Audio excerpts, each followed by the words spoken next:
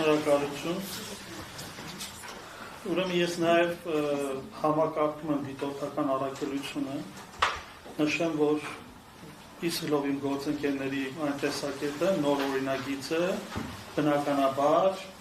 քաղաքացիական պայմանագրին ներհատուկ երկաթյա տրամաբանությամբ սահմանափակում է հասարակական դաշտում դիտորդական կազմակերպությունների գործունեությունը։ Եվ այս օրինագծով ստեղծվում է յուրահատուկ կոմֆորտ զոնա քաղաքացիական պայմանագրի կուսակցության արբանյակ դիտորդական կազմակերպությունների համար, որոնք կազմելու են այն զեկույցները ապագայում, սրանով իսկ այսպես ասած,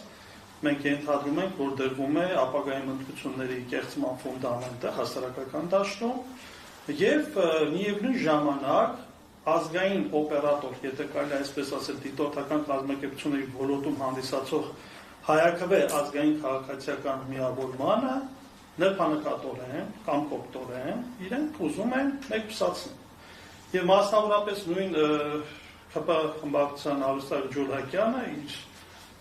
արտահայտություններում նշել է, որ այո, իրենք խորհրդակցել են դիտորդական կազմակերպությունների, նորմալ դիտորդական կազմակերպությունների հետ։ Ըստ այդմ, եթե մենք դատում ենք, որ մենք չենք մասնակցել այդ բանակցություններին, մենք չենք պատկանում իրենց բնորոշմամբ այդ նորմալ կազմակերպությունների դասը։ Ես կուզենայի շատ կարճ համառոտ նաև ակնարկանեի, թե ինչու այլ կազմակերպությունների մոտ բավականին մեծ հետաքրքրություն է առաջացրել հայաքվե ազգային քաղաքացիական դիտորդական կազմակերպության գործունեությունը, որովհետև մենք 2023 թվականից ի վեր մասնակցում ենք իմ ընտրություններին, մասնակցել ենք 2023-ին Երևանի Ավագանում, 2025 թվականին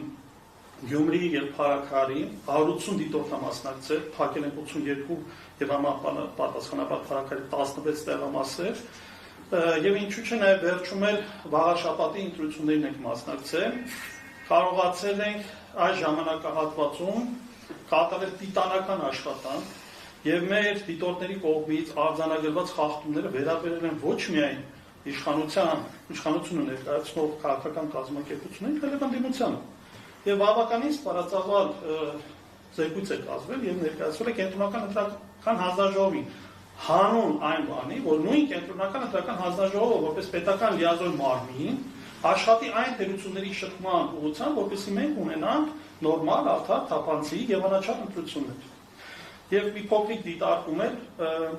դաշտում բավականին խոսում են այդ մոլդովական սցենարի հետ կապված, որ Հայաստանում եւս լինելու է, մենք գործընկերներով քննարկել ենք, մտածել ենք, որ այո, հնարավոր է նաեւ ընտրությունների այդ բուն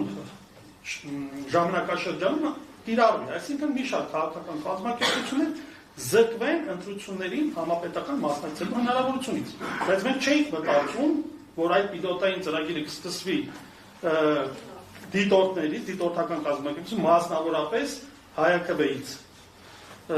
Եվ կարծում ենք, եւ մենք այս ուղղությամբ ձեռքներս ծալած չենք նստելու, մեր քայլերը ձեռնարկելու ենք, բնականաբար, բայց եթե այս օրենսդրությամբ է որոշել քաղաքացիական պայմանագիրը մասնակցել գալիք համապետական ընտրություններին,